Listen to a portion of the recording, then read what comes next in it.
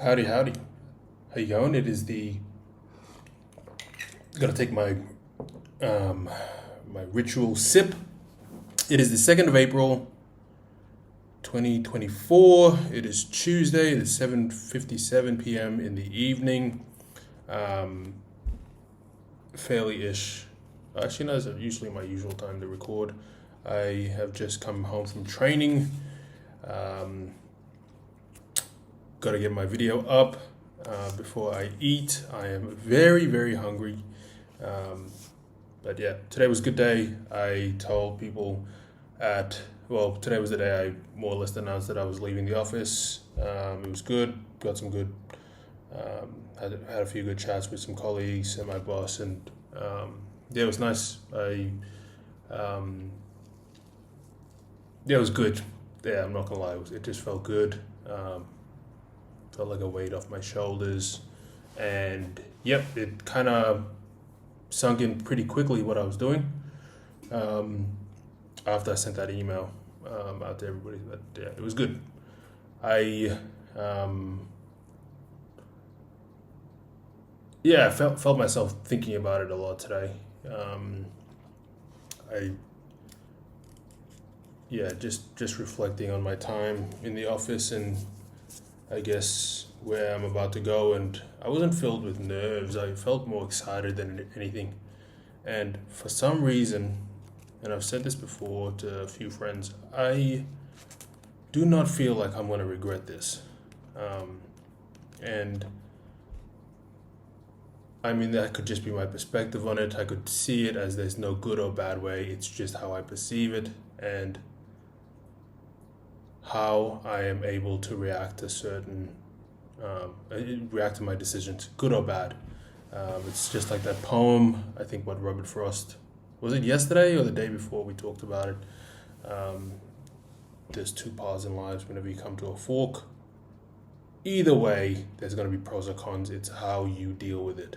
So, um, more often than not, it is best to go the path that hasn't been beaten, that not many people go down, um, because therein lies the lessons that other people are too scared to learn, um, or too afraid to face, um, that aren't willing to deal with the consequences. And um, again, like I said in that video, I often pride myself in dealing with challenges. And yep, today, um, upon reflection, there was just nothing in me that felt like I was going to regret this decision. And yeah, it felt good. It felt good. Um, on my way to and from Brisbane, I started reading again. Yes, I am a reader again. Um, there was a book that I had started reading and I stopped reading it, and that more or less stopped my little reading habit in the mornings. But I've picked it up again. I am reading "Can't Hurt Me" by David Goggins. Fucking good book. He's fucking crazy. This man is insane. I don't know. It's because I've watched his videos online. I'm reading the book in his voice, and I know how he would say it because I watched so many of his videos, and it just sounds more intense when I'm reading his book, because I just know how he talks, and he fucking writes how he talks. It's quite funny. I find myself laughing a lot because he's so blunt. He is so blunt. He doesn't beat around the bush, and I can see how a lot of people, if they were to read this, would think this guy's a fucking nut. He's crazy. Why listen to this guy? He's too extreme. But he has a lot of principles that I like. He's not my go-to guy that I think about when I'm going through a hard time. Um, I do like the way he views life. Um, I think there is a lot of value in some of the things he says, in relation to through going through tough situations. To I also like the fact that he prides himself on being isolated. He likes being alone.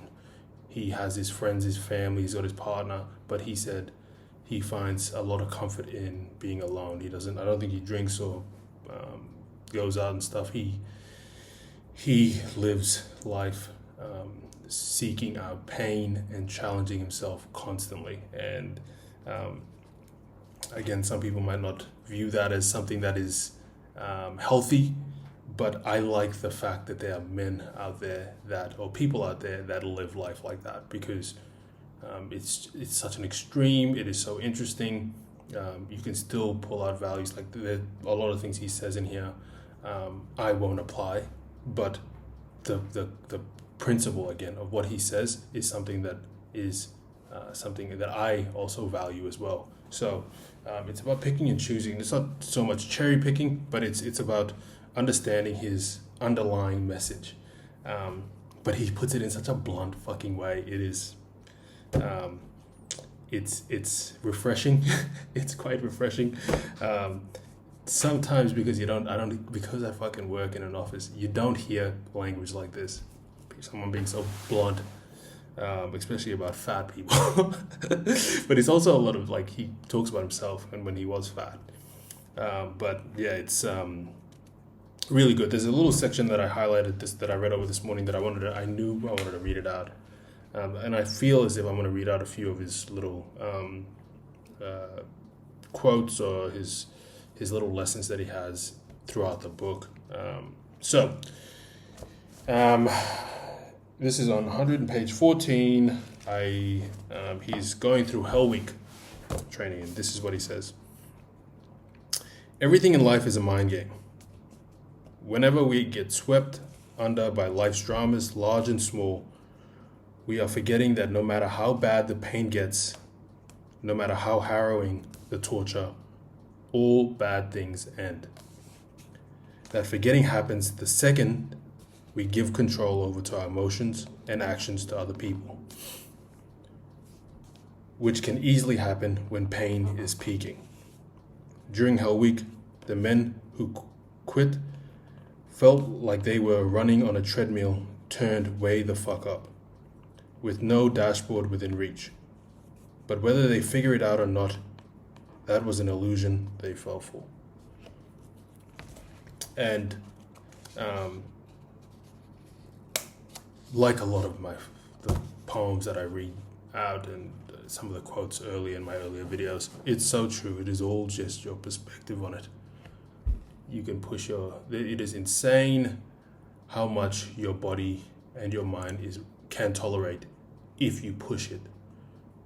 It is, and then if you continue to push it, it evolves into being able to take it every day. It's a weird, I don't know what it's called. There's some scientific research. I always think about it with running or fitness, and how the more you run, I don't know if it's the blood vessels, they get wider, or oxygen pumps flows through your blood veins easier, which allows blood to flow